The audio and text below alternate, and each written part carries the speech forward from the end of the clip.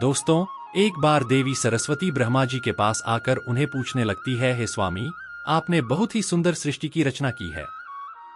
आपने इस सृष्टि पर इतने सुंदर पेड़ पौधे, फूल, पक्षी आदि की रचना की है।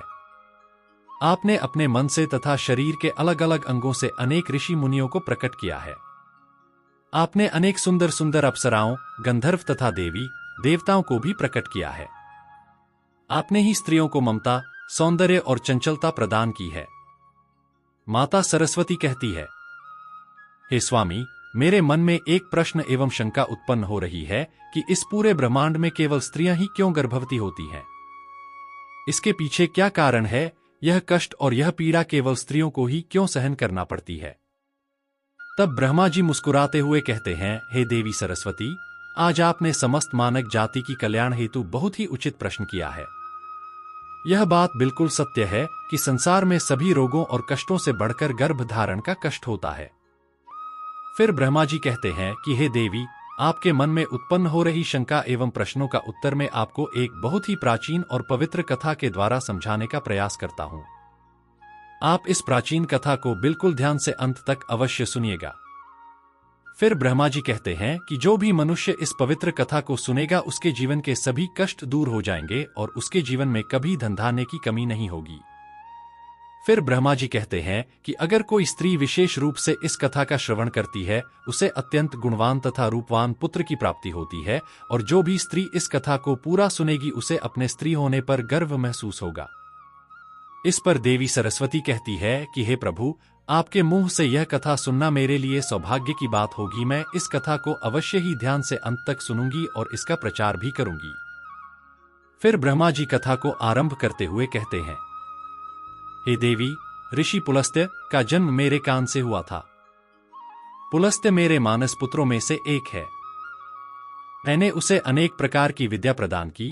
मैंने ही उन्हें सभी वेदों का उचित ज्ञान दिया तथा उसके प्रकट होने का उद्देश्य उन्हें समझाया। फिर मैंने उन्हें संसार के कल्याण के लिए तपस्या करने का उत्तम कार्य सौंप दिया। मेरी ही आज्ञा से सत्य युग में महर्षि पुलस्त्य सुमेरु पर्वत के उच्च बिंदु पर तपस्या करने के लिए चला गया। वहां पर आश्रम का निर्माण करके पुलस्त्य घोर तपस्या करने लगे। सुमेरु पर्वत बहुत ही पवित्र एवं मन को शांति देने वाला था। महर्षि पुलस्त्य जब वहां तपस्या कर रहे थे तो उसी समय अनेक गंधर्व, देवता, दानव तथा अप्सराएं उस स्थान पर घूमने एवं टहलने के लिए आया करते थे। उन सभी की नजर महर्षि पुलस्त्य पर पड़ी तो वे सभी उनसे ईर्ष्या और उनकी निंदा करने लगे। उन्होंने महर्षि पुलस्त्य की तपस्या को अनेक बार नष्ट करने का प्रयास किया। खेल खेल में अप्सराएं महर्षि पुलस्त्य की तपस्या को भंग करने का प्रयास करने लगी और उनकी तपस्या में बाधा निर्माण करने लगी। तभी महर्षि पुलस्त्य ने क्रोध में आकर उन अप्सराओं एवं गंधर्वों को चेतावनी देते हुए कहते हैं कि आज के बाद जो भी प्राणी उनके सामने आएगा और उनकी तपस्या में विघ्न डालेगा वह गर्भ धारण करेगा। महर्षि पुलस्त्य की ऐसी कठोर वाणी सुनकर समस्त अप्सराएं, गंधर्व आदि भयभीत हो गए और वहां से डरकर दूर भाग गए। ऐसी कठोर चेतावनी सुनने के बाद किसी भी अप्सरा एवं गंधर्वों का उनके सामने आने का साहस नहीं हुआ। उसी समय पर्वत की कंदार में ऋषि तृणबिंदु की पुत्री हविर्भू अपने माता पिता के साथ निवास करती थी। हविर्भू दिखने में अति सुंदर और चरित्रवान थी। वह महर्षि पुलस्त्य द्वारा दी गई चेतावनी से अनजान थी। फिर एक दिन वह अपनी सहेलियों को खोजते हुए सुमेरु पर्वत के उस स्थान पर चली गई जहां पर महर्षि पुलस्त्य तपस्या कर रहे थे। तृणबिंदु की कन्या अपने सहेलियों को पुकारते हुए महर्षि पुलस्त्य के आश्रम पर पहुंच गई जहां वह अपनी तपस्या कर रहे थे। जब हविर्भू महर्षि पुलस्त्य के सामने आकर खड़ी हो गई तो उनकी दृष्टि हविर्भू पर पड़ गई। महर्षि पुलस्त्य की दृष्टि पड़ते ही श्राप का प्रभाव हविर्भू पर पड़ने लगा। तत्काल ही उसका शरीर पीला पड़ने लगा और वह उसी क्षण गर्भवती हो गई। अचानक स्वयं के शरीर में इस प्रकार का विचित्र बदलाव देखकर हविर्भू बहुत ही भयभीत हो गई। उतने में ही उसकी सहेलियां उस स्थान पर आ गई और हविर्भू ने अपने साथ हुई सारी घटना अपनी सहेलियों को बता दी। फिर हविर्भू की सहेलियां उसे लेकर उसके पिता के घर पर चली गई। अपने घर में पहुंचने के बाद हविर्भू ने अपने पिता को सारा वृतांत सुना दिया। अपनी पुत्री के साथ हुई घटना के बारे में सुनकर महर्षि तृणबिंदु को बड़ा दुख हुआ। फिर उन्होंने ध्यान एवं अपनी दिव्य दृष्टि लगाकर सब कुछ देख लिया तो उन्हें पता चला कि महर्षि पुलस्त्य के द्वारा श्राप दिए जाने पर उनकी पुत्री गर्भवती हो गई है। इससे वे अत्यंत दुखी हो गए और तुरंत ही अपनी कन्या को साथ लेकर वे सुमेरु पर्वत पर चले गए। वहां पर उन्होंने महर्षि पुलस्त्य को देखकर उन्हें नमस्कार किया और क्षमा याचना करने लगे। ऋषि तृणबिंदु कहने लगे, हे महर्षि, आप तो साक्षात ब्रह्मा जी के मानस पुत्र हैं। सारे संसार में आप परम दयालु और परम कृपालु हैं। आपकी यश और कीर्ति की चर्चा पूरे ब्रह्मांड में होती है। आज मेरी पुत्री के द्वारा अनजाने में ही अपराध हुआ है। वह आपके द्वारा दी गई चेतावनी से बिल्कुल अनजान थी। आप ही के श्राप के कारण आज मेरी पुत्री गर्भवती हो गई है। यह संसार की पहली स्त्री है जो गर्भवती बनी है। इसीलिए है महर्षि, अब मेरी पुत्री से कौन विवाह करेगा? इसे तो कलंक लग जाएगा। इसीलिए मैं आपसे प्रार्थना करता हूं कि आप मेरी कन्या को पत्नी के रूप में स्वीकार कीजिए।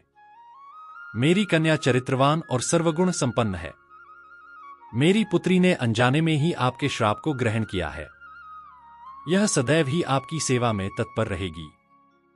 इस प्रकार से ऋषि तृणबिंदु ने बहुत ही सम्मान से और आदरपूर्वक महर्षि पुलस्त्य से विनती की।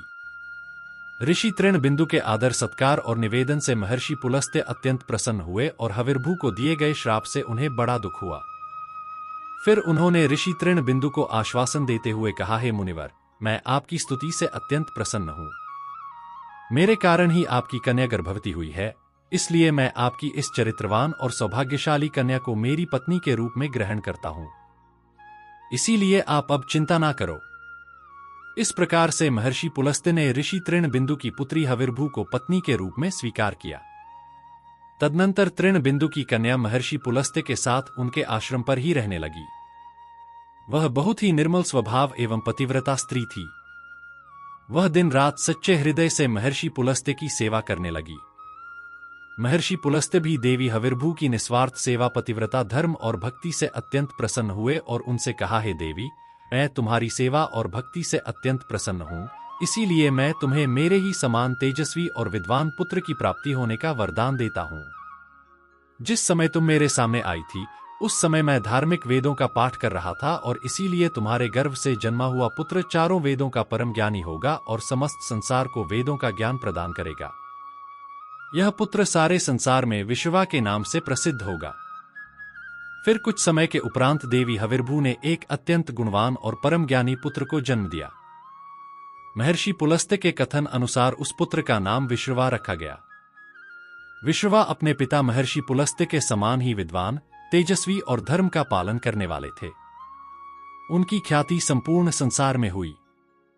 उनकी कीर्ति और महानता को देखते हुए महर्षि भारद्वाज ने अपनी पुत्री इडविला का विवाह उनके साथ कर दिया। फिर मुनि विश्रवा की पत्नी इडविला के गर्भ से एक पुत्र का जन्म हुआ, जिसका नाम वैश्वन रखा गया। वैश्वन का ही एक नाम कुबेर है। कुबेर जी ने ब्रह्मा जी को प्रसन्न करने के लिए कठोर तपस्या की। फिर कुबेर की तपस्या से प्रसन्न होकर ब्रह्मदेव जी ने उन्हें वरदान दिया और उन्हें उत्तर दिशा का स्वामी तथा धन अध्यक्ष बना दिया। इसके साथ ही प्रकाश की गति से चलने वाला पुष्पक विमान कुबेर को भेंट दिया। कुबेर जी धन के स्वामी हैं। गंधमार्दन पर्वत पर स्थित संपत्ति का चौथा भाग कुबेर जी के ही नियंत्रण में है। महर्षि विश्रवा की दूसरी पत्नी का नाम कैकसी था। महर्षि विश्रवा की दूसरी पत्नी कैकसी के गर्भ से रावण, कुंभकर्ण, विभीषण और शूर्पणखा का जन्म हुआ था। एक बार भगवान शिव ने माता पार्वती के लिए अत्यंत सुंदर महल का निर्माण करवाया था, जिसे लंका नाम दिया गया था। उस लंका के गृह प्रवेश के समय भगवान शिव ने ऋषि विश्रवा को भी निमंत्रण दिया हुआ था। ऋषि विश्रवा अपनी पत्नी कैकसी को लेकर लंका के गृह प्रवेश में गए थे। जब भगवान शिव ने लंका में गृह प्रवेश के बाद ऋषि विश्रवा को दान मांगने के लिए कहा, तब विश्रवा की दुष्ट पत्नी कैकसी ने छल से उन्हें लंका मांगने के लिए विवश कर दिया। और भगवान शिव तो भोलेनाथ है, उन्होंने ऋषि विश्रवा को लंका दान में दे दी, जिससे माता पार्वती को अत्यंत क्रोध आ गया और उन्होंने कैकसी को श्राप देते हुए कहा, आज तुमने मेरे पति से जिस सोने की लंका को मांगा है, एक दिन वही तुम्हारी इस सोने की लंका को जलाकर भस्म कर डालेंगे।